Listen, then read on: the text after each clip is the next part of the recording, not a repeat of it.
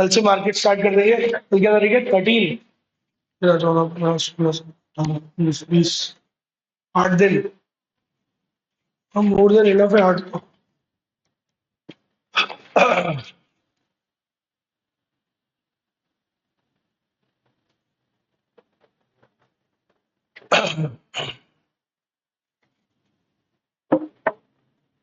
ठीक है भाई, देखो एक क्विक रिवीजन, पूरा LAC starting to end finish करते हैं, उसके बाद लास्ट टॉपिक फिनिश करेंगे।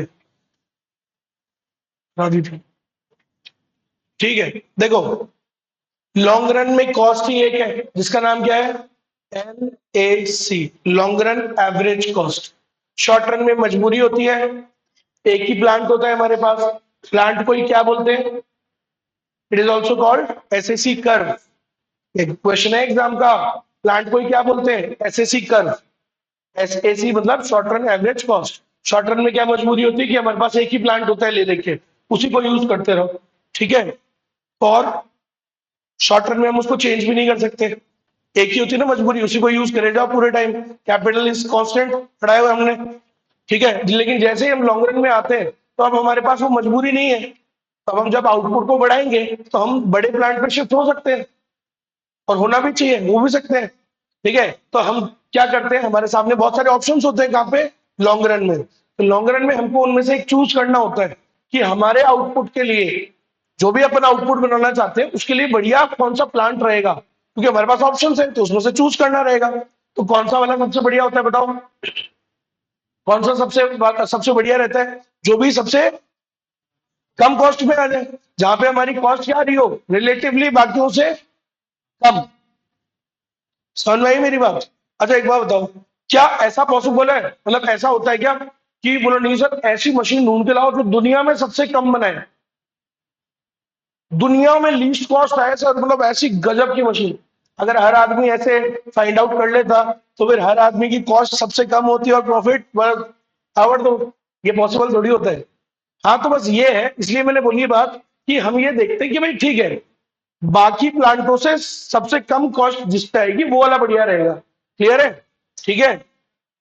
चलो, तो LAC में सबसे पहले हमने क्या पढ़ा, एग्जाम पॉइंट ऑफ व्यू से तो इंपॉर्टेंट नहीं है ये, क्योंकि इसके ऊपर क्या नहीं लगा हुआ, वेरी इंपॉर्टेंट नहीं है, तो नॉर्मल है, मतलब लेकिन पढ़ना जरूरी है। क्या लिखा था ये, in the long run a firm, एक फर्म क्या कर सकती है, it can move from short plant to bigger plant, bigger plant पे हम शिफ्ट कर सकते हैं if you want to increase your output. उसका उल्टा कर लो, अगर आपका मान लो अच्छा नहीं चला, you want to decrease your output, तो आप छोटे प्लांट पे भी शिफ्ट कर सकते हो। प्लांट का शिफ्ट वगैरह हम कहाँ कर सकते हैं, लॉन्ग रन में आराम से कर सकते हैं। ये यही कह रहा है कि लॉन्ग रन में हम आराम से प्लांटों पे शिफ्ट कर सकते हैं। अगर हम आउटपुट बढ़ाना चाहते हैं तो बड़े पे भी जा सकते हैं, और अगर घटाना चाहते हैं तो छोटे पे भी जा सकते हैं, ठीक है। चलो, फिर हमने पढ़ा था LAC कर्व को क्या बोलते हैं, प्लानिंग कर्व बोलते हैं। क्यों, क्योंकि इसकी मदद से a firm decides to plan for long run, कि लॉन्ग रन में हमारा जो आउटपुट है उसके लिए कौन सा प्लांट बढ़िया रहेगा, तो वो डिसाइड करने में, प्लान करने में कौन मदद करता है, ये टॉपिक मदद करता है, इसलिए इसको क्या बोलते हैं, प्लानिंग कर्व।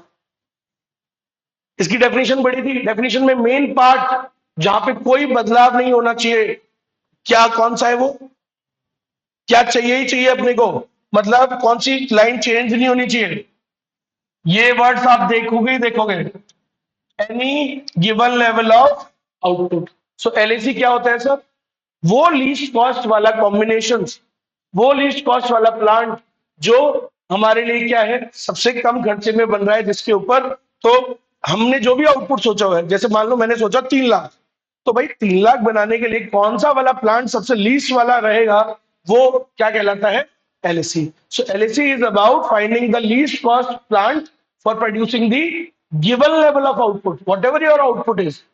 अरे हो सकता है ना सबका सेम सेम होगा, जरूरी थोड़ी है। मान लो मैं 3 लाख बनाना चाहता हूँ, ये 2 लाख बनाना चाहते हैं, ये 4 लाख बनाना चाहते हैं, तो जो भी आप बनाना चाहते हो उसके लिए कौन सा प्लांट सबसे लीस्ट रहेगा, लीस्ट कॉस्ट किस पे आएगी, उसी को क्या बोलते हैं, LAC। क्या वर्ड नहीं होना चाहिए, क्या वर्ड नहीं होना चाहिए इधर, ऑल नहीं होना चाहिए, नोट्स है तो लिख लो, ऑल लिखो और काटो, या फिर लिख लो ऑल वर्ड नहीं होना चाहिए। ये क्लियर कट बातें हैं जो आपको बचाती है, टाइम भी बचाती है और दिमाग भी बचाती है। हाँ भाई, एलएसी का एक और क्या बोलते हैं, एलएसी को it is also called envelope curve, क्योंकि कल आपने देखा था ये कैसे दिख भी रहा था, एक एनवेलप की तरह दिख रहा था, जिसके अंदर क्या थे, जो टेंजेंट हो रहा था किसके ऊपर, बहुत सारे छोटे छोटे प्लांट्स के ऊपर। प्लांट को ही क्या बोलते हैं, प्लांट को ही क्या बोलते हैं, SAC। छोटे छोटे क्या थे वो अंदर, बहुत सारे प्लांट्स। प्लांट्स मतलब, प्लांट्स मतलब SAC कर्व। शॉर्ट रन में क्या मजबूरी होती है, एक ही SAC होता है, एक ही प्लांट होता है, और लॉन्ग रन में हमारे पास वेरियस ऑप्शंस होते हैं टू चूज फ्रॉम। जहां पे भी कॉस्ट कम आ रही है वो चूज कर लो। कल चूज कर रहे थे ना हम, यार देखो इस वाले पे कम आ रही है, ये वाला ले लो, ऐसे। फिर कल हमने पढ़ा कि LAC, इस पे भी टिक कर लो, ये अगर नहीं करा हुआ है तो उस पे भी लिख लो, वेरी इंपॉर्टेंट, ये क्वेश्चन भी आ सकता है, लिख लो। नोट्स कहाँ है दीदी, नोट्स कहाँ है बाबूलाल, लाया करो यार, मैं लिखवाता हूँ उसके अंदर, समझो। देखो भाई, LAC कैसा होता है, यू शेप बना था कल अपना। अच्छा, लॉन्ग रन में प्रोडक्शन कौन से लॉ से होता था, law of returns to scale. Returns to scale में कितनी रिटर्न्स होती थी, 3, increasing return, constant return, decreasing return, ठीक है। तो कॉस्ट गिर क्यों रही है, LAC गिरती है ना, पहले यू शेप बनती है भाई। अरे कैसे बनती है, यू शेप, देखो आप, पहले गिर रही है, गिरने का reason, law of increasing returns to scale. बढ़ने का reason, law of decreasing returns to scale, ठीक है। अच्छा, इसको मैं ऐसे भी बोल सकता हूं, मैंने क्या बोला, इंक्रीजिंग रिटर्न्स टू स्केल, क्योंकि initially sir increasing returns to scale होती है। तो याद करो मैंने क्या पढ़ाया था प्रोडक्शन में, इंक्रीजिंग रिटर्न्स क्यों मिलती है, इंक्रीजिंग रिटर्न्स का मतलब क्या होता है, इनपुट कम बढ़ा है और आउटपुट ज्यादा बढ़िया। ऐसा क्यों होता था, क्योंकि क्या मिलते थे, बहुत सारे फायदे। फायदे को क्या बोलते हैं, इकोनॉमीज ऑफ स्केल। पढ़ाऊंगा आज यही टॉपिक। अच्छा, बाद में ऐसा क्या हो जाता है सर, जो कॉस्ट बढ़ रही है, नुकसान ज्यादा होने लग जाते हैं। सो क्या होने लग जाते हैं, डिस इकोनॉमी, मतलब कॉस्ट बाद में बढ़ती क्यों है, डिक्रीजिंग रिटर्न्स की वजह से। अरे डिक्रीजिंग रिटर्न्स क्यों मिलती है बताओ, क्या होता था डिक्रीजिंग रिटर्न्स टू स्केल का मतलब, इनपुट बढ़ाए 100%, आउटपुट 80% ही बढ़ा, कम बढ़ा, तो कम बढ़ने को ही तो बोलते हैं डिक्रीजिंग रिटर्न्स। तो ये क्यों मिलती थी हमको, सर इनपुट तो ज्यादा बढ़ा रहे और आउटपुट कम मिल रहा है, क्यों मिल रहा था ऐसा, क्योंकि क्या मिलती है बाद में, बहुत सारे नुकसान ज्यादा होने लग जाते हैं। अगर आप, भाई सिंपल सी बात है, मैंने बताया था ना आपको, ये आपकी लिमिट होती है। ये लो, ये वर्ड भी एक क्वेश्चन इंपॉर्टेंट, जहां पे LAC मिनिमम होता है। LAC कैसा होता है, यू शेप, इसका ये मिनिमम पॉइंट दिख रहा है सबको, मिनिमम। एक फर्म को लॉन्ग रन में कितना आउटपुट बनाना चाहिए, इतना, कितना, इसके मिनिमम के जितना, बस यहीं तक बनाना चाहिए। इसको बोलते हैं एफिशिएंट स्केल ऑफ आउटपुट। क्या बोलते हैं, एफिशिएंट मतलब क्या होता है, लोएस्ट कॉस्ट। तो सर यहाँ पे कॉस्ट हमारी क्या आ रही है, लोएस्ट। सो लॉन्ग रन में एक फर्म को कहां तक प्रोड्यूस करना चाहिए, what is the efficient scale of output. Efficient scale of output कहां आता है, it is at the minimum of LAC। तो एक फर्म को यहीं तक प्रोड्यूस करना चाहिए, क्योंकि देखो आपकी कॉस्ट यहाँ पे सबसे कम है, देखो कम हो रही है, कम हो रही है, कम हो रही है, कम हो रही है, सबसे मिनिमम तो यहाँ है ना, यहीं तक प्रोड्यूस करना चाहिए। जो भी यूनिट है, मान लो 1 लाख आ रही है, तो भाई इतनी यूनिट तक ही बनाना चाहिए। अगर इसके आगे बनाओगे तो तुम्हें क्या मिलेगी, डिक्रीजिंग रिटर्न्स। सिंपल सी बात है, जितना बनाना चाहिए अगर उसे जरूरत से ज्यादा बनाओगे तो क्या मिलेगा, अति करोगे तो नुकसान ही मिलेंगे, कॉस्ट बढ़ेगी फिर, ठीक है। तो नुकसान को क्या बोलते हैं, डिस इकोनॉमीज ऑफ स्केल। तो अगर औकात में रह के बिजनेस को बढ़ाओगे तो इकोनॉमीज मिलेगी, कॉस्ट गिरेगी, इंक्रीजिंग रिटर्न्स होगी। लेकिन अगर औकात से ज्यादा बढ़ाया तो नुकसान मिलेंगे, नुकसान मिलेंगे तो कौन सी रिटर्न्स मिलेगी, डिक्रीजिंग रिटर्न्स टू स्केल। आई बात समझ में। तो एक क्वेश्चन आता है, the output at the minimum of LAC। LAC के मिनिमम पे जो आउटपुट होता है इसे क्या बोलते हैं, एफिशिएंट स्केल ऑफ आउटपुट, या फिर क्या बोलते हैं, ऑप्टिमम लेवल ऑफ आउटपुट। समझ में आया, चलो हो गया था ये भी। यू शेप होता है। अच्छा, पहले गिरता है फिर बढ़ता है, क्यों? अरे पहले गिरता है फिर बढ़ता है, पहले गिरता है फिर बढ़ता है, यू शेप होता है। पूरे पूरे का नाम बताओ। Law of returns to scale. Clear? ठीक है सर। अच्छा, फिर मैंने कल बताया था आपको, ट्रेडिशनली हमेशा एलएसी कैसा होता है? ट्रेडिशनली हमेशा यू शेप ही होता है। अच्छा, सिर्फ लिखा आ जाए एलएसी इज, बस, तो भी यू शेप।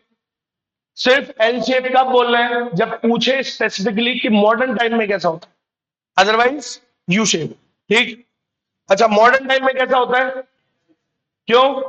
क्यों होता है? रीजन, बिकॉज वही जो मैंने कहानी सुनाई थी आपको, क्योंकि हम क्या करते हैं, because in modern times a firm replaces the asset even before it start getting old.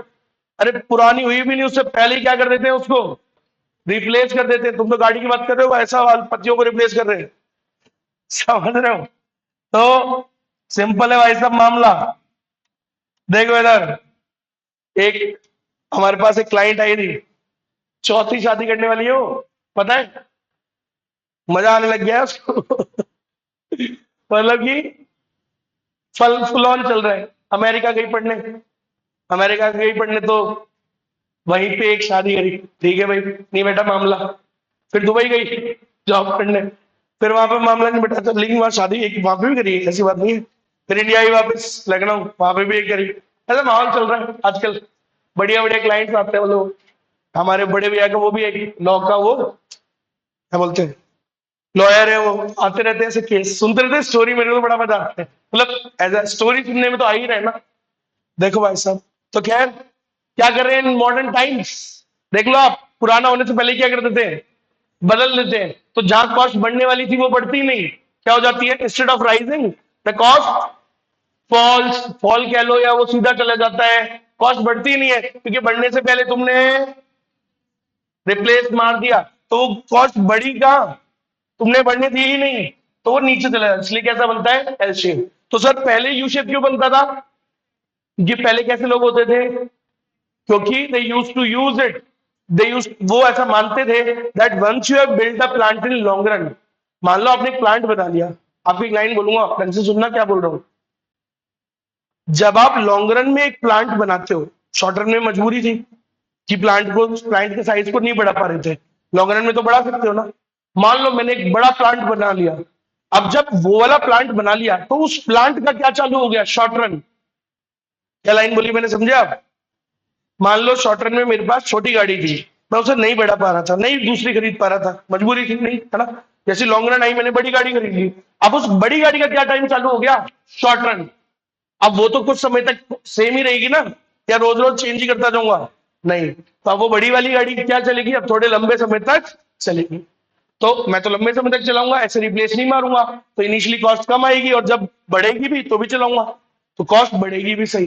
Replace नहीं करते पुराने जमाने के लोग, ऐसे रिप्लेस नहीं, तो कॉस्ट गिरती भी है और फिर बढ़ती भी है। ठीक, ये भी हो गया। फिर कल मैंने आपको क्या बताया था, एक, जब एलएसी गिरता है, अरे जब एलएसी गिरता है तो इन प्लांट्स के कौन से वाले पार्ट को टच करता है, फॉलिंग पोर्शंस। और जब एलएसी बढ़ता है तो इनके कौन से पार्ट को टच करता है, राइजिंग पोर्शन। क्लियर है इतनी सी बात, पक्का?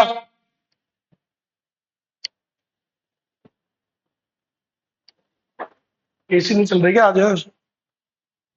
चल रहे तुम्हारे वाले एसी सर है, मेरे पे गर्मी लग रही है।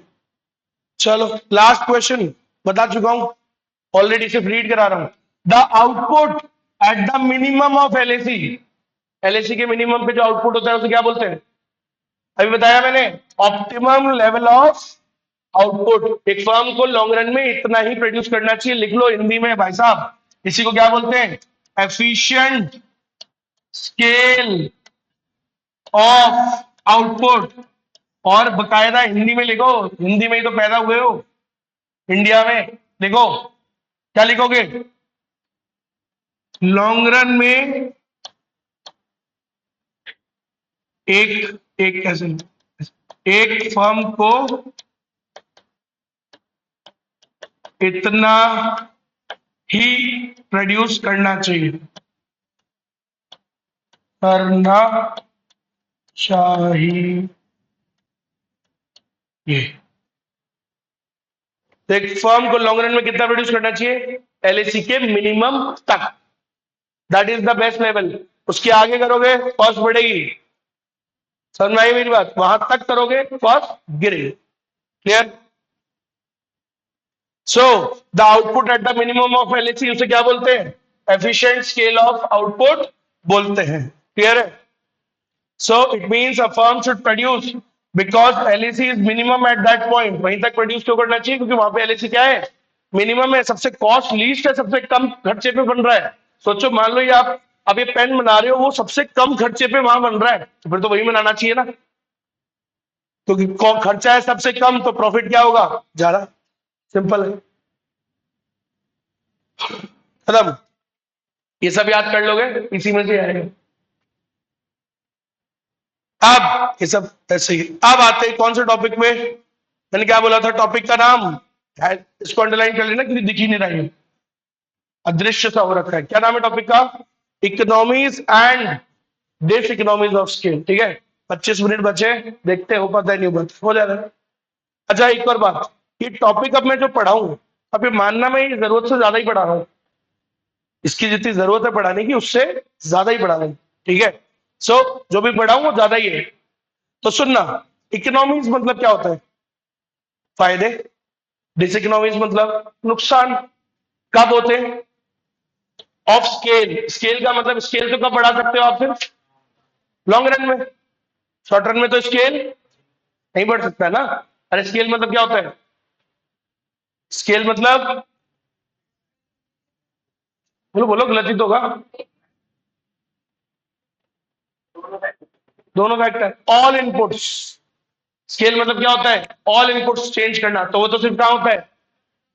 लॉन्ग रन में ना, शॉर्ट रन में तो होता ही नहीं। शॉर्ट रन में क्या होता है? Capital is assume to be fixed. ठीक है, वो कहां गया? वो पीछे बैठते हैं आपके पीछे, आपके बगल में बैठता है ना एक वो लड़का, आ गया वो, तबियत खराब है। ठीक, फूल भेज देना मेरी तरफ से। चलो ठीक है, तबियत तबियत का ध्यान रखो भैया सब लोग। सीए में तबियत खराब होने का मतलब होता है अगला अटेम्प्ट।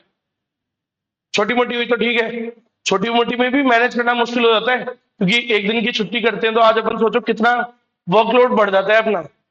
समझ रहे हो? क्योंकि अब वो 4-5 क्लासेस में पीछे हो जाते हैं, तो बहुत बहुत ज्यादा सेक्रीफाइसेस। देखो क्या है, जब हम कोई ये काम, ये एक्टिविटी करने लगे ना, अगर सीए आपको करनी है ना ढंग से, तो आज समझ लेना कि ये सेक्रीफाइस करने पड़ेंगे भाई।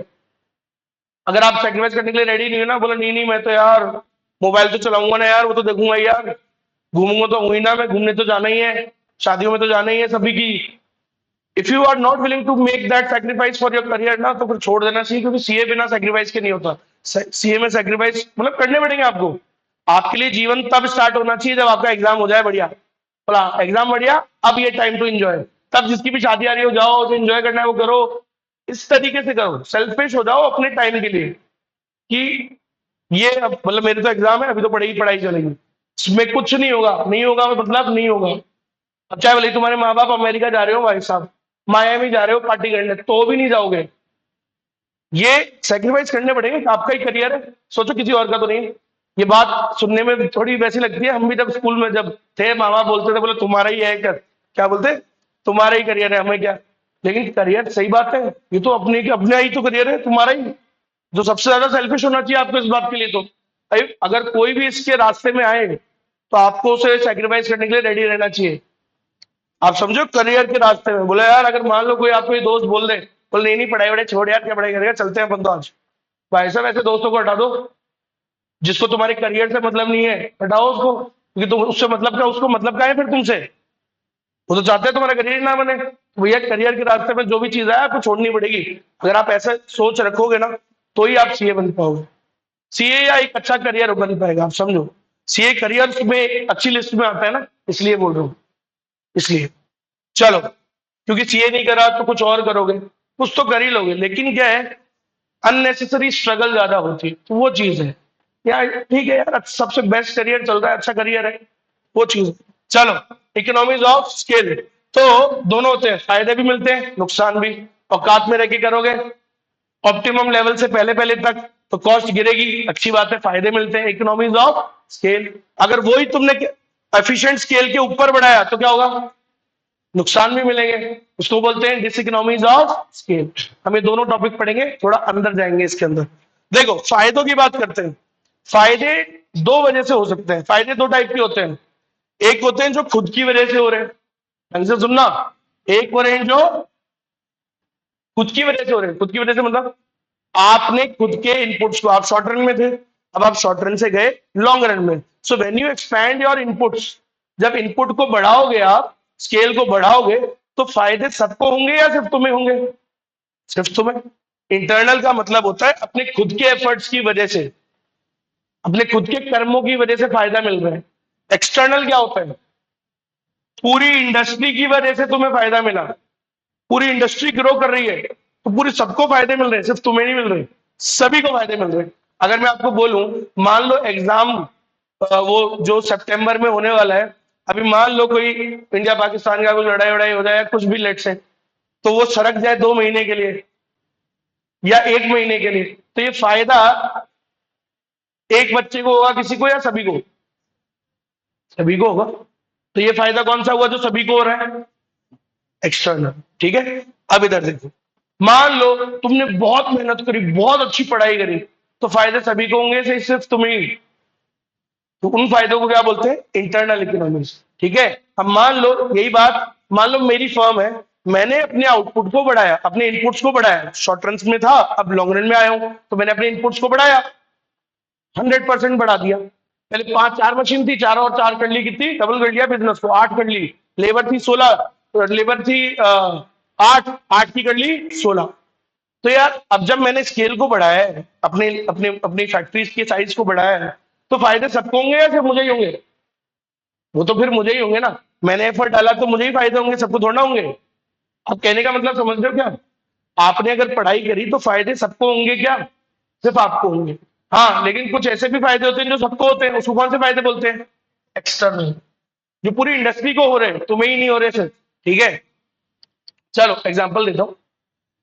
इंटरनल इकोनॉमीज क्या होता है, इंटरनल इकोनॉमीज मतलब those benefits which accrue to a specific firm, जो एक पर्टिकुलर फर्म को हो रहे हैं, क्यों, due to its own efforts, due to expansion of the output, due to increase in all inputs।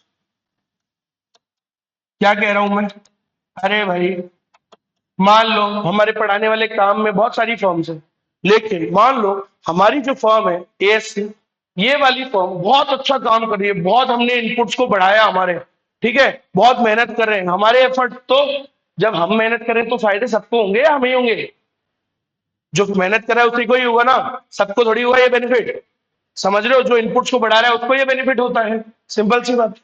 सो सबको नहीं हो रहे, अक्रूड टू ऑल फर्म्स लिखा है, a firm, a firm. So these benefits accrue to a firm when a firm increase its inputs, ठीक।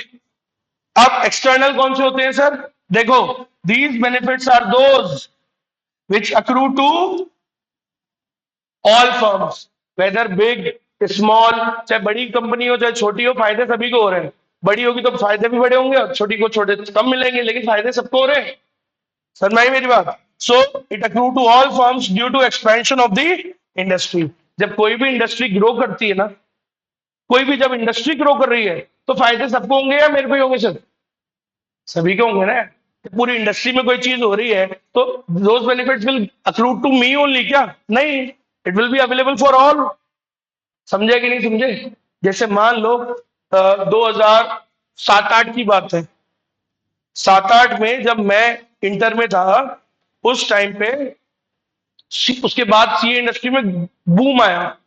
पहले क्या होता था, ज्यादा पढ़ने वाले बच्चे होते ना, वो साइंस लेते थे बहुत पहले, फिर उसके बाद किस पे आ गए, वो कॉमर्स पे, ज्यादा पढ़ने वाले बच्चे क्या लेने लग गए, कॉमर्स, तो बूम आया सीए के अंदर ताबड़तोड़। तो अब खुद सोचो, जब सीए इंडस्ट्री में बूम आया तो किसी एक कोचिंग का फायदा होगा या सभी का होगा, सभी का होगा ना। ये कौन से फायदे हैं, external, the benefits which accrue to all the firms, not just one firm. समझ में आया? और अभी मैंने क्या एग्जांपल दिया, मान लो मैंने सबसे बेस्ट डिजिटलाइज क्लास बना ली, पूरी इंडस्ट्री में किसी और के पास नहीं है ये सिस्टम, मैं लेके आ गया वो डिजिटल वाला सिस्टम ताबड़तोड़, तो वो बेनिफिट्स, कुछ बेनिफिट्स हैं जो सबको होंगे या मुझे ही होंगे सिर्फ? एफर्ट किसने डाला? मैंने, तो मुझे ही होगी ना सिर्फ। ये बेनिफिट किसको बोलते हैं? इंटरनल। समझ में आ गया? इंटरनल मीन्स आपके एफर्ट की वजह से सिर्फ आपको फायदा हो रहा है, सबको नहीं हो रहा है। एक्सटर्नल मतलब पूरी इंडस्ट्री ग्रो कर रही है तो सबको फायदे मिल रहे हैं, उसे क्या बोलते हैं? External economics. क्लियर? अब इनके मैं एग्जांपल्स दूंगा, बस आपको बहुत सारे एग्जांपल्स बोलूंगा फायदे। सबसे पहले स्टार्ट करें इंटरनल इकोनॉमीज।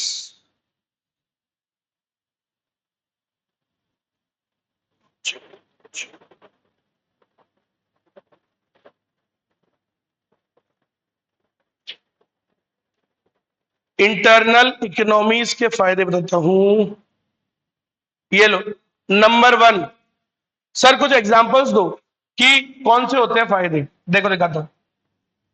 अरे यार, ये क्या बोल दिया?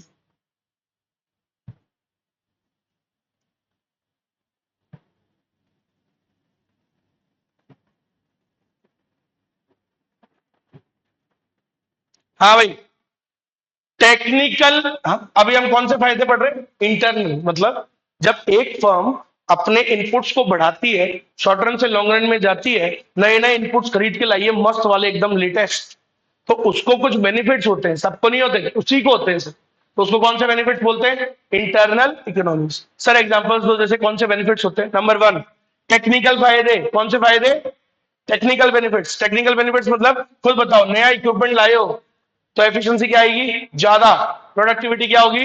ज्यादा। कॉस्ट क्या होगी? कम। वेस्टेज कम, प्रोडक्शन ज्यादा, एफिशिएंसी ज्यादा।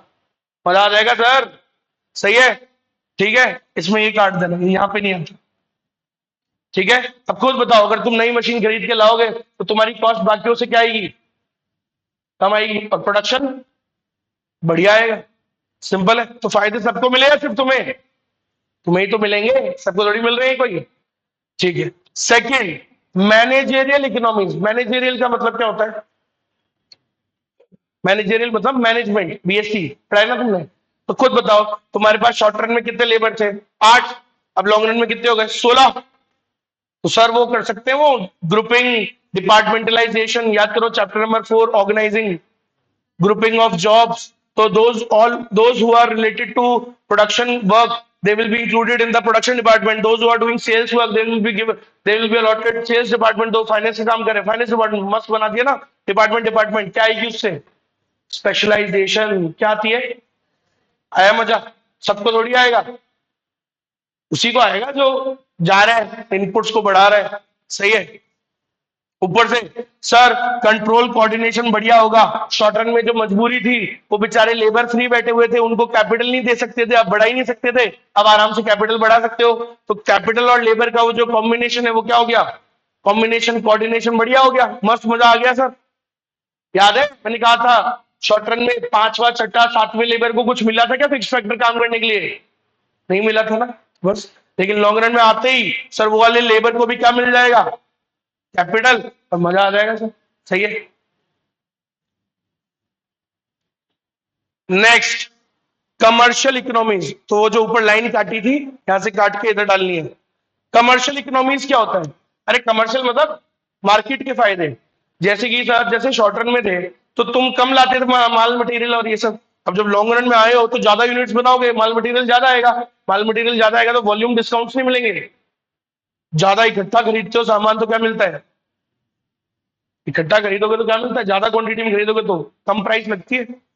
अच्छा, उसके साथ साथ सर चीपर ट्रांसपोर्टेशन। पहले क्या करते थे? थोड़ा थोड़ा सामान थोड़ी थोड़ी गाड़ियों में आता था, मतलब होता है ना, बार बार थोड़ा थोड़ा मटेरियल मंगा रहे थे तो ट्रांसपोर्टेशन कॉस्ट भी हाई लग रही थी। अब इकट्ठा मंगा रहे हो तो एक बार ट्रक आ रहा है और 6 महीने की छुट्टी। समझ गए? आपने वो देखा कई बार हाईवे वगैरह पे चारे के ट्रक होते हैं, वो ओवरलोडिंग जिनका होता है कई बार, तो उसके नीचे दब के लोग मर जाते हैं। उधर ट्रैक्टर के ऊपर चारा आता है। गाय भैंस क्या खाती है? चारा खाती है, चारा। हरा भी खाती है और वो सूखा चारा भी खाती है। जो सूखा चारा होता है वो ओवरलोड होके क्यों आता है? अरे क्योंकि वो थोड़ा थोड़ा चारा रोज मंगाएगा तो ट्रांसपोर्टेशन कॉस्ट क्या लगेगी, बहुत हाई। तो वो इकट्ठा मंगा के 6 महीने की छुट्टी कर देता है। समझ में आया? गांव के अंदर एक रूम होता है स्पेशली फॉर चारा, full full full packed with चारा। जिनके गांव है वो जानते होंगे भाई साहब, एक कमरा होता है जैसे मान लो इस साइज का, ये लिख रहा है ना एसी, यहां से ये लगा लो। अब इसमें पूरा चारा इससे भर देते, मतलब पूरा ट्रक आएगा, पूरा ट्रक इसमें भर देंगे। क्या बचती है? Transportation cost. समझ में आया? तो वही चीज है सर, शॉर्ट रन से लॉन्ग रन में जाओगे तो ये सारे बेनिफिट्स मिलते हैं। वॉल्यूम डिस्काउंट, मटेरियल सस्ता मिलता है क्योंकि लार्ज क्वांटिटी में खरीद रहे हो। फिर ट्रांसपोर्टेशन कॉस्ट बचती है, बार बार नहीं लग रहा, थोड़ा थोड़ा मंगाओगे तो बार बार लगेगी ना पैसे। अरे हाँ है ना, डिलीवरी के पैसे नहीं लगते क्या? ठीक। उसके बाद सर लो एडवर्टीजमेंट कॉस्ट, इकट्ठा करा रहे हो सर, बड़ा काम कर रहे हो पहले, तो फिर सस्ता पड़ता है, कॉस्ट कम आ रही है, फायदा ये है। फायदे को क्या बोलते हैं? इंटरनल। कौन सी वाली इकोनॉमीज? इंटरनल। ये फायदे सबको होंगे, सिर्फ तुम्हें ही हो रहे हैं, तुम्हें ही हो रहे हैं। एक और, अच्छा एक और मैंने ऊपर ऊपर वाला काट के यहाँ लगा लो, बोला था ना, सेल ऑफ बाय प्रोडक्ट। अगर दूध की डेयरी है तो गोबर भी तो निकलेगा, गोबर बेचो बढ़िया, वो उपले बना के, काउडंग केक्स बोलते हैं उसको, ताबड़तोड़ बिक रहे हैं अमेजोन पे। समझ में आया? केक और बोलते हैं उसको, बताओ। ऊपर से गौमूत्र बेचो आयुर्वेदिक कंपनी को, ताबड़तोड़ बिकता है, बाय प्रोडक्ट्स, देख लो। फिर और भी जो चीज है वो भी बेच दो, खाद में काम आता है, मैन्योर। तो सर चीजें, बाय प्रोडक्ट भी तो है, उससे भी कमाई हो रही है, आप देख रहे हो। फाइनेंशियल इकोनॉमीज, सर ये कौन से फायदे हैं बताता हूं। अब देखो, जब आप शॉर्ट रन से लॉन्ग रन में जाओगे, तो अगर मान लो तुम्हारा वो जो क्रेडिट वर्दीनेस अच्छा है, तुम्हारा फाइनेंशियल सॉल्वेंसी अच्छा है, डेट इक्विटी रेशियो और वो सब पढ़ते थे ना अपन, वी आर फाइनेंशियली सॉल्वेंट, हमारी गुडविल अच्छी है बैंक की नजरों में, हम अच्छा टाइम पे पेमेंट करते थे, हमारा वो क्रेडिट स्कोर तो सुना होगा, क्रेडिट स्कोर बड़ा अच्छा है। तो अगर क्रेडिट स्कोर अच्छा है बेटा, तो जब शॉर्ट रन से लॉन्ग रन में जाओगे तो आप वो जब इनपुट्स खरीदोगे तो सस्ते में आ जाएगा, कम ब्याज लगेगी। जिसका क्रेडिट स्कोर अच्छा नहीं होता उसकी हाई रेट लगती है, अगर तुम्हारा अच्छा होगा तो तुम्हारी क्या लगेगी? लो रेट ऑफ इंटरेस्ट। तो यहां भी बचत हो रही है ना, ये भी फायदे। कौन से? Financial economies. Next, risk taking. आपने देखा होगा रिस्क टेकिंग में क्या है सर, जो फर्म्स होती है, अब शॉर्ट रन में थी तो एक ही कम था मामला सर, लॉन्ग रन में आओगे तो आप एक्सपैंड करोगे अपने बिजनेस को। तो सुनना, जो लोग क्या होते हैं, जो बहुत काम को एक डाइवर्सिफाई करके चलते हैं, अभी कोरोना आया तो कोरोना में ज्यादातर परेशानी किन लोगों को हुई? जो एक ही टाइप एक बिजनेस कर रहे थे, क्योंकि वो बिजनेस क्या हो गया? ठप। लेकिन अगर आप 3 4 5 बिजनेस कर रहे हो तो हो सकता है कि भाई 3 में लॉस हो रहा हो तो 2 में क्या हो जाएगा? सेट ऑफ हो जाएगा ना। You got my point? ऐसा। तो इसलिए क्या कहा जाता है कि भाई लॉन्ग रन में हम क्या कर सकते हैं, अपने काम को डाइवर्सिफाई कर सकते हैं। ठीक है, 2 3 प्रकार का काम चालू कर सकते हैं, उससे क्या होगा, अगर कोई 2 इंडस्ट्री में अगर घाटा हो भी रहा है तो एक में क्या हो जाएगा? फायदा, सेट ऑफ हो जाएगा ना। तो रिस्क टेकिंग का भी क्या मिलता है? फायदा मिलता है। और सबको थोड़ी मिलेगा, तुम रिस्क ले रहे हो तो फायदा सबको मिलेगा क्या? तुम्हें ही मिलेगा ना सिर्फ। कौन से फायदे हैं? तो सबको नहीं मिलते, तो स्पेसिफिकली उसे ही, उसी फर्म को मिलेंगे जो अपने इनपुट्स को बढ़ा रहा है। समझ में आया? तो these benefits are not available to all, these benefits are available to a specific firm जो अपने इनपुट्स को बढ़ा रही है, जो शॉर्ट रन से लॉन्ग रन में जा रही है। क्लियर? सबको नहीं मिलते। चलो, तो ये फायदे थे। अब इन्हीं का उल्टा कर दो आप, अगर औकात में रह के बिजनेस किया तो मिलेंगे फायदे। अगर यही आउटपुट को बियॉन्ड नॉर्मल बढ़ा दिया, कहा था ना मैंने, ऑप्टिमम लेवल, उससे ज्यादा बढ़ाओगे तो यही फायदे किस में कन्वर्ट हो जाते हैं? नुकसान में। यही नाम आप लगता है। तो देखो, इंटरनल डिसइकोनॉमीज मतलब when a firm increases the output beyond normal, beyond normal मतलब ऑप्टिमम लेवल। तो अगर ऑप्टिमम लेवल से ज्यादा बढ़ाए जा रहे हो भाई, ऑप्टिमम लेवल कौन सा होता है? Minimum of LAC। इससे ज्यादा बढ़ाए जा रहे हो तो फिर गलती तो खुद ही कर रहे हो, अति करोगे तो क्या होगा? नुकसान मिलेंगे, सबको थोड़ी मिलेंगे, तुम्हें ही मिलेंगे, तुम अति कर रहे हो तो। सही कि नहीं है? पहला नुकसान मैनेजरियल डिसइकोनॉमीज, मतलब अभी वो जो तुम फायदे बोल रहे थे ना, अगर जरूरत से ज्यादा बढ़ाओगे अपने इनपुट्स को तो क्या होगा? संभाल नहीं पाओगे बिजनेस को, मैनेजमेंट प्रॉब्लम्स आएंगी, मिसमैनेजमेंट होगा, लैक ऑफ कोऑर्डिनेशन। जो अभी बढ़िया बढ़िया हो रहा था सबको उल्टा कर दो, मिस पहले हो रहा था बढ़िया मैनेजमेंट, अब होगा मिसमैनेजमेंट। पहले हो रहा था कोऑर्डिनेशन, अब होगा लैक ऑफ कोऑर्डिनेशन। जरूरत से ज्यादा बढ़ा रहे हो ना, फिर ये सब होता है। नेक्स्ट, कंट्रोल भी नहीं हो पाएगा, कोऑर्डिनेशन भी नहीं हो पाएगा, delay in decision making, difficulty in controlling, wastage होगी होगी जरूरत से ज्यादा तुम नहीं बढ़ाया। टेक्निकल इकोनॉमीज, अभी बोलो सर अभी वो फायदे हो रहे थे, हाँ तो यार तुम हिसाब से बना रहे थे तो हो रहे थे, ज्यादा जरूरत से ज्यादा बनाओगे तो क्या होगा, टेक्निकल डिसइकोनॉमीज। सोचो कोई तुम जरूरत से ज्यादा बनाए जा रहे हो, तुम प्रेशर डालोगे किसके ऊपर, मशीन्स के ऊपर। जरूरत से ज्यादा बना रहे हो ना, जो मशीन बनी है 10 घंटे की तुम उसके मजे ले रहे हो, 15-15 घंटे चला रहे हो, क्या होगा फिर, प्रेशर पड़ेगा उस पर, रिपेयर कॉस्ट बढ़ेगी, मेंटेनेंस ज्यादा मांगेगा और जल्दी वो खराब होगी, चोट भी लग सकती है, बहुत सारी चीजें हैं। तो टेक्निकल डिस इकोनॉमीज, तो वो जो फायदे थे अभी, मस्त एफिशिएंसी आ रही थी, वो बाद में नहीं आएगी क्योंकि प्रेशर पड़ रहा है उस पर। समझ रहे हो, जितनी एफिशिएंसी उसको देनी चाहिए वो देगी नहीं। मान लो तुम्हारे मम्मी पापा ने एक्टिवा दिलाई, तुम्हें क्या सोच के दिलाई थी, एक जना बिठा लोगे, दो बिठा लोगे, चार बिठा के घूम रहे हो तुम, जरूरत से ज्यादा प्रेशर डाल रहे हो तो तुम फिर एक्सपेक्ट कर रहे हो, बोले नहीं है एवरेज नहीं दे रही। अबे जरूरत से ज्यादा किसने बिठाया, व्हाट माय पॉइंट, भाई उसकी एक एवरेज बनी है, उस लिमिट के हिसाब से बनी है ना। If you are over using that thing तो क्या होगा फिर, एफिशिएंसी नहीं आएगी, सिंपल। टेक्निकल डिसइकोनॉमीज, कॉस्ट ज्यादा आएगी तुम्हारी फिर, समझ में आया। रिपेयरिंग भी तो कॉस्ट ही होती है, मेंटेनेंस भी तो कॉस्ट ही होती है, खराब होगी बार बार। फाइनेंशियल डिसइकोनॉमीज, मैंने अभी क्या कहा था, क्रेडिट स्कोर अच्छा होगा तो इनपुट को जब बढ़ाओगे तो बढ़िया फायदा है, कम ब्याज पे आ जाएगा, लेकिन अगर अच्छा नहीं हुआ तो। अच्छा, अगर तुम जब कोई भी फर्म कुछ ज्यादा ही बढ़ाई जा रही है ना बिजनेस को, तो बैंकों की भी तो आंखें खुली है, वो अंधे थोड़ी होते हैं। तो नहीं नहीं सर वो तो अंधे होते हैं ना, उनको थोड़ी पता है, उनको सब पता है कि तुम औकात से ज्यादा बिजनेस को बढ़ा रहे हो, which you are not capable of doing it. Project report देखते हैं लोन देने से पहले, क्या देखते हैं, तो अगर उनको लग रहा है ना कि तुम औकात से ज्यादा का काम कर रहे हो तो लोन दे तो देंगे, मना नहीं करते वो, दे तो देंगे लेकिन हाई रेट ऑफ इंटरेस्ट पे देंगे। और हाई रेट ऑफ इंटरेस्ट पे भी दिया तो वो क्या है, नुकसान नहीं है क्या। सोचो 10% पे आने वाली चीज 15 पे दे रहे हैं, 5%। समझ गए बात। तो अगर हद से ज्यादा कर रहे हो, आउटपुट बढ़ा रहे हो तो क्या होगा फिर, financial diseconomies, your finance cost will increase, interest ज्यादा लगाएंगे तुम्हारे ऊपर, सिंपल सी बात है। Marketing, marketing cost, sir simple सी बात है, ज्यादा बनाने से थोड़ी बिक जाता है, ज्यादा बनाने से बिक जाता है क्या। सप्लाई डिमांड क्रिएट करती है, demand create supply, demand create supply, supply doesn't create create the demand. अगर मैं गोबर बनाने लग जाऊं तो गोबर खाने थोड़ी लग जाओगे, सप्लाई से थोड़ी डिमांड क्रिएट हो जाती है। तो अगर ज्यादा बनाने लग जाऊंगा तो ज्यादा बिकने थोड़ी लग जाएगा, बेचने के लिए तो क्या करने पड़ेंगे फिर तो मेरे को, उल्टा और एफर्ट डालने पड़ेंगे, और एडवर्टीजमेंट कॉस्ट और मार्केटिंग कॉस्ट और डिस्काउंट दो, ये तो घाटा लग गया। क्यों लगा, तुमने ही जरूरत से ज्यादा बनाया, तो जरूरत से ज्यादा बनाओगे तो उसे बेचने के लिए भी तुम्हें एडिशनल कॉस्ट लगानी पड़ेगी, मार्केटिंग कॉस्ट लग गई ना। समझ में आई मेरी बात, ये ज्यादा कॉस्ट लगेगी तो क्या है, घाटा है, डिसइकोनॉमीज कौन सी वाली, मार्केटिंग। समझ में आया सबको कि मैंने क्या बताया, इंटरनल फायदे, और फिर वो क्या हो गए, नुकसान में भी बदल जाते हैं अगर जरूरत से ज्यादा किए तो।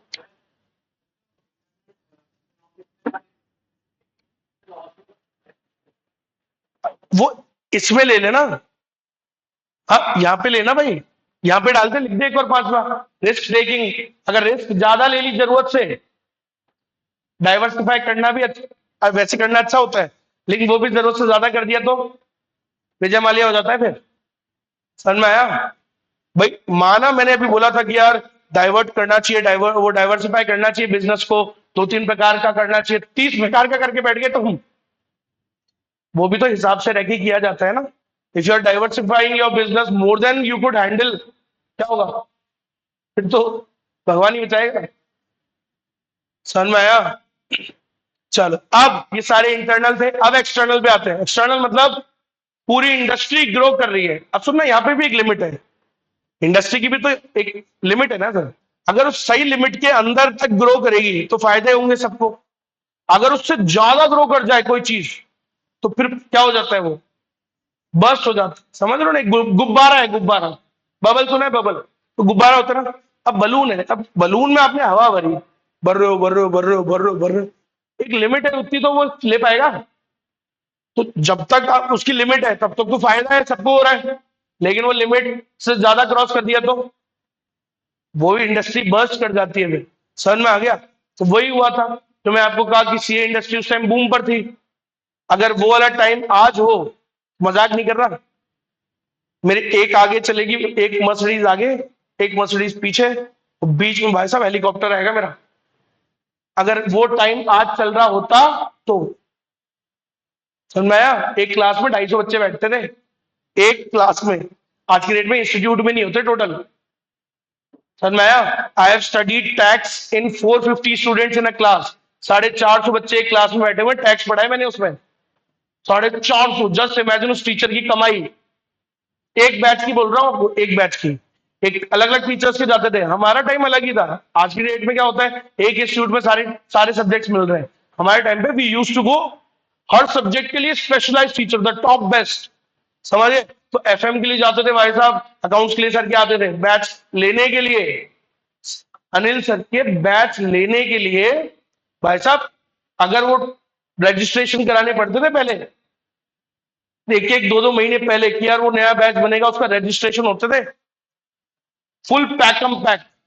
समझ रहे हो? टाइम नहीं होता था, ऐसा चलता था। तो एफएम के एक टीचर थे, उनको 200-250 बच्चे पढ़ाते थे, उनकी बिल्डिंग उनमें 200 ही आते थे, फुल पैक होता था। ये खेल था। आज अगर हो तो, बताया ना मैंने आपको, सुबह सुबह मेरे को गाड़ी चालू नहीं करनी पड़ेगी, चॉपर तो हाँ, लेकिन पढ़ाऊंगा तब भी, वो तो मेरे अंदर इनबिल्ट है ना, पढ़ाने का काम थोड़ी छोड़ूंगा, उससे से तो है। लेकिन ये आप समझ रहे हो, अगर वो होता तो।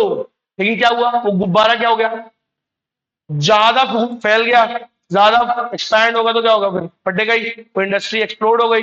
वो जो ओवर ग्रोथ होगी इंडस्ट्री में तो क्या होगा, एक्सप्लोजन होगा। तो वही हो गया, इंडस्ट्री बर्स्ट हो गई। तो फिर लोग फिर किस पे जाने लगे, फिर उस टाइम पे हल्का सा क्रेज आया था सीएस का। सीएस होता है फीमेल वर्जन ऑफ सीए, उसका। तो फिर सीएस आया, सीएस थोड़ा ग्रो हुआ फिर, ऐसा। समझ रहे हो मेरी बात? ये तो आता रहता है यार, कोई भी इंडस्ट्री ग्रो करती है कभी। अभी देख रहे हो आप, वो जो आईआईटी वाली इंडस्ट्री है कोटा वोटा के अंदर, थोड़ा डाउन चल रहा है, बहुत भयंकर वाला, बुरी हालत चल रही है कोटा में। Properties are very, properties are, the rates of properties are decreasing. सस्ता है मामला भी, डिक्रीज और होगी, क्यों? कम हो रहा है ना। लोग बना बना के तो बैठ गए, अब बिक नहीं रहे। पीजी खोल खोल के बना के बैठ गए, 4 पीजी, उनको लग रहा था यार सेम ग्रोथ रहेगी, बच्चे ही कम हो गए कोटा में। सिंपल है, अगर इंडस्ट्री ग्रो करती है तो फायदे सबके होंगे, हिसाब से करेगी ग्रोथ। तो अगर औकात से बाहर कर गई तो नुकसान भी होंगे, और फिर सभी को होंगे, सिंपल सी बात है। तो कौन कौन से फायदे होते हैं, कौन कौन से नुकसान होते हैं? सो 8:47 हो चुका है, तो बता देता हूं आपको। 10 मिनट का वीडियो देख लोगे, इतना ही बचा है, फिनिश कर दोगे, दे दूंगा। वो मेन वाला वो था डिफिकल्ट वाला, ये तो अब 10 मिनट का भी नहीं होगा हार्डली। तो मैं जो वीडियो दूंगा उसमें बता दूंगा कि इतने मिनट से इतने मिनट देख लोगे क्या? आओ मम्मी कसम, मम्मी कसम से कोई एंटी नहीं बनाएगा। 10 मिनट का वीडियो देखना, so that we start from a new topic ना टुमारो। ठीक है, चलो। तो ये खत्म हो गया भाई, कल नया टॉपिक स्टार्ट करने वाला हूँ, मार्केट चैप्टर। मार्केट मतलब एनडी मान लो आप,